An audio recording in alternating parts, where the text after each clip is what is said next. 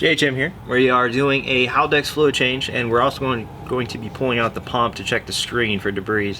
You'll see here my 3/8 inch ratchet is actually on the drain for the Haldex fluid.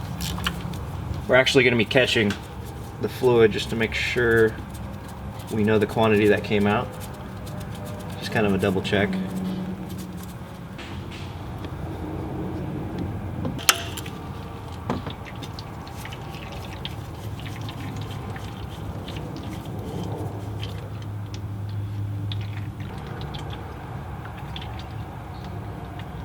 Okay, now we're going to pull the pump off now that the reservoir is drained. There's a 10mm bolt on the bottom in the upper right hand corner.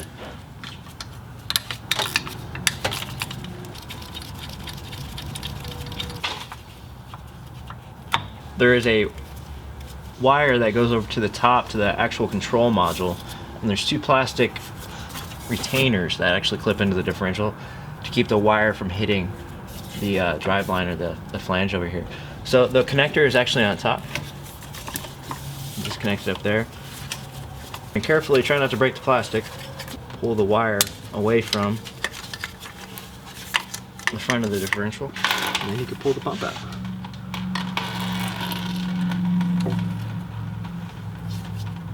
Feed the wire up and over. Alright, and as you can see, this pump's not too bad. This pump is not too bad. Not a lot of debris. You'll actually see the screen get clogged up with looks like a metallic debris, and that's actually the pump inlet. So when you have loss of tire grip in the back, or your front tires just spin, you know, the rear's not locking up, it could be this. Now when you're going back in, you're going to want to make sure that these O-rings are, you know, they're supple. You don't want them flattened out. A lot of the times O-rings with age and heat, they'll flatten out so they could actually leak.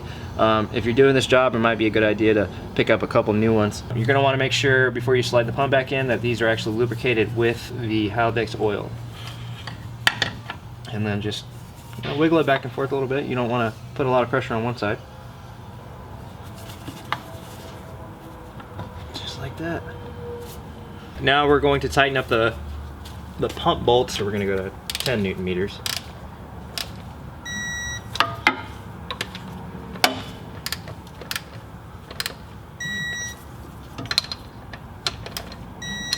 Okay, now we're going to go ahead and fill. The filling procedure is actually pretty simple. It's similar to a manual gearbox. You're going to fill until the fluid is just to the bottom of this hole here on the fill hole.